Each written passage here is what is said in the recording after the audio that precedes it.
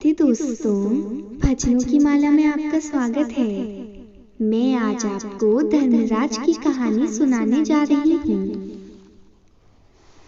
एक बुढ़िया माई थी। वह व्रत नियम बहुत रखती थी। एक दिन यमदूत उसे लेने आए। बुढ़िया माई यमदूत के साथ चली गई।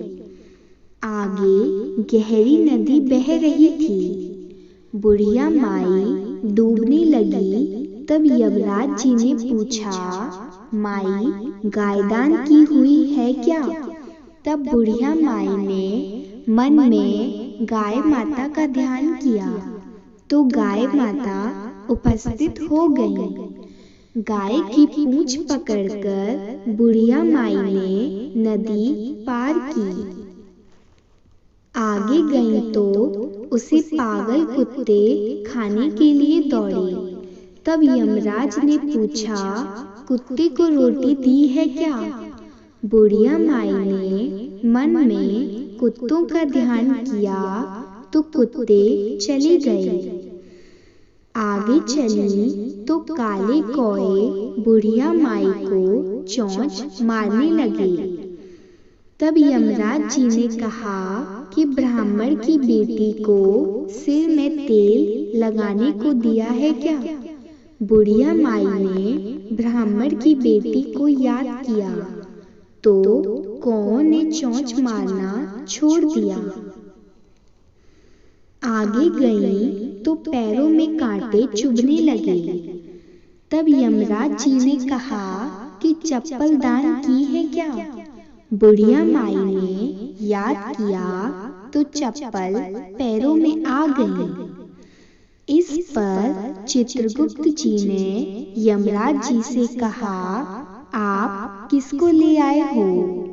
तब यमराज जी ने कहा कि बुढ़िया माई ने दान पुण्य तो बहुत किया है, पर धर्मराज जी को कुछ नहीं किया, इसलिए आगे के द्वार बंद हैं।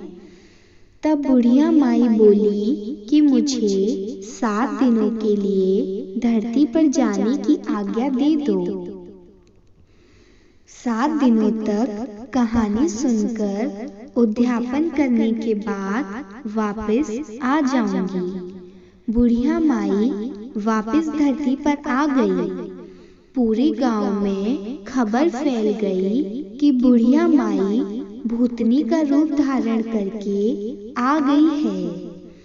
जब वह अपने घर को गई तो बेटे बहू ने भूतनी समझकर घर के द्वार बंद कर दिए।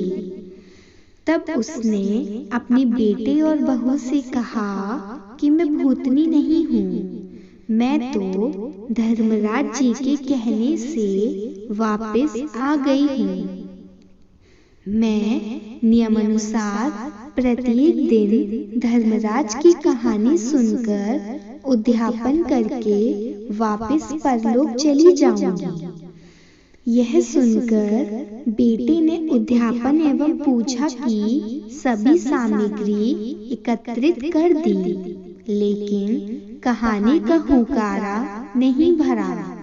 तब बुढ़िया माई पड़ोसिन के पास गई और उसने कहानी सुनने को कहा। पड़ोसिन ने कहानी सुनी और हुंकारा भरा।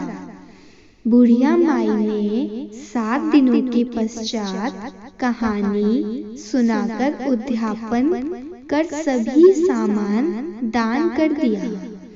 तब धर्मराज जी ने बुढ़िया माई के लिए धरती पर विमान भेजा।